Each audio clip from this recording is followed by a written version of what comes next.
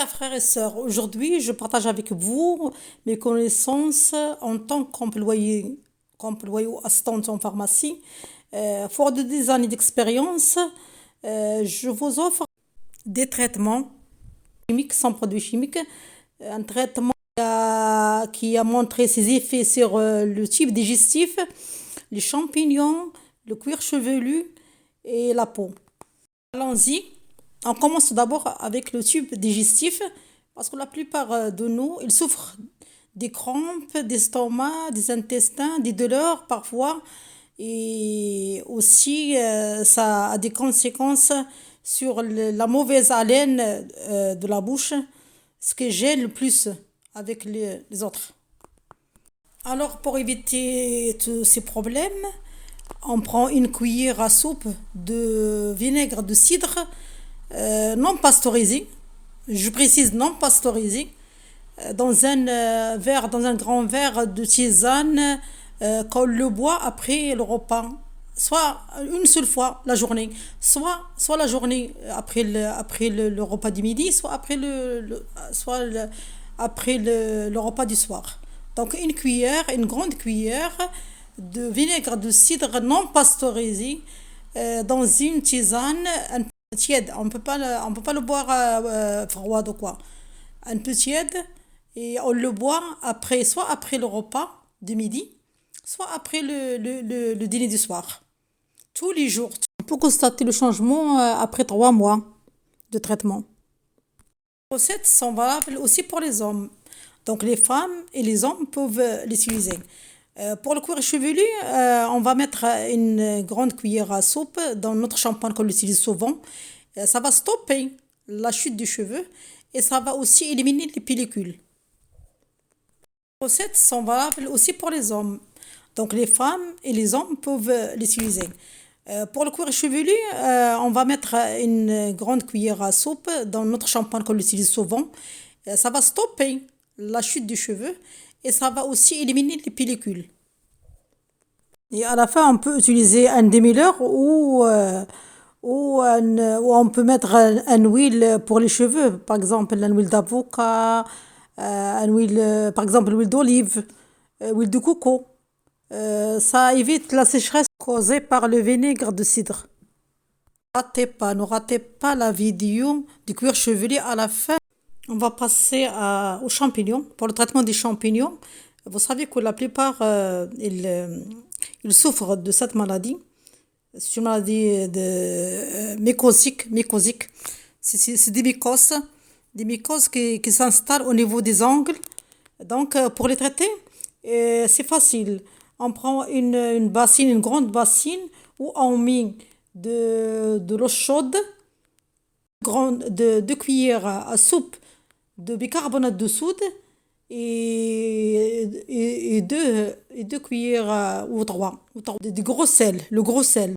Une demi-tasse de vinaigre de cidre et on trempe nos pieds dans le mélange pendant une demi-heure. Il vaut mieux patienter parce que les champignons, c'est pas facile à les enlever, mais il faut de la patience et de la pratique aussi. Donc, vous l'appliquez environ 2 fois par semaine et vous allez voir un peu de progrès après on peut dire 3, 4 mois ou quoi. Après, vous pouvez constater le changement. Donc, vous pouvez constater un petit peu de changement. Mais après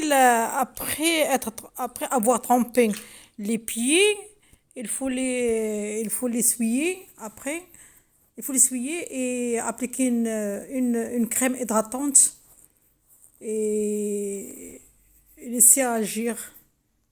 Allons-y à la dernière préparation géniale, parfumée. Il s'agit de 5 principaux éléments. Le myrte. Le myrte, c'est un arbre sacré qui est cité au Coran. Allah dit dans Ar-Rahman, Surat Ar-Rahman, et le grain avec de l'orage et du myrte. Et dans Surat Al-Waqi'a, et s'il est proche de ses proches, alors il a une âme, un myrte et un paradis de bonheur. Donc c'est un arbre sacré et c'est pas le basilic comme traduit en français, comme traduit dans le Coran. Non, c'est pas le basilic, c'est le myrte. Et moi, je l'ai traduit moi-même parce que je suis pas satisfaite de cette traduction. Donc, c'est le myrte, c'est pas Rayhan, c'est pas le basilic comme il est traduit. Et je pense que le docteur El il a bien précisé ça. Donc, c'est une erreur. Et d'ailleurs, je vais parler prochainement de la traduction du Coran qui n'était pas adéquate, qui n'était jamais adéquate. Je ne sais pas. Avec tous mes respects aux traducteurs, donc moi, je suis contre. En tout cas, on va aborder ce sujet. Le myrte est connu par son odeur parfumée. Et il est connu d'ailleurs. On rince les morts avec le myrte jusqu'à maintenant. Et le problème, c'est qu'on ne connaît pas tous ses bénéfices. Les bénéfices sont, on peut l'utiliser soit au gargarisme, on peut le boire, on peut rincer avec chevelu, on peut aussi, on peut utiliser dans la peau. Donc c'est un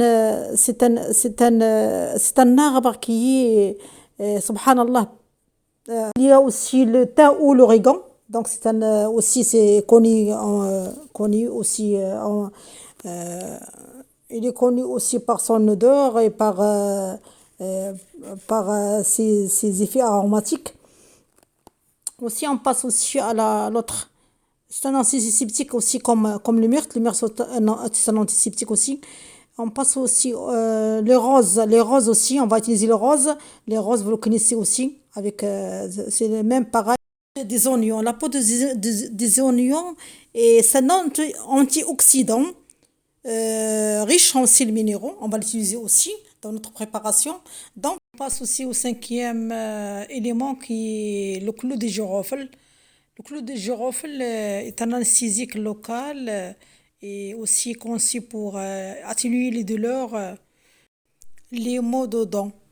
Donc, il y a cinq éléments.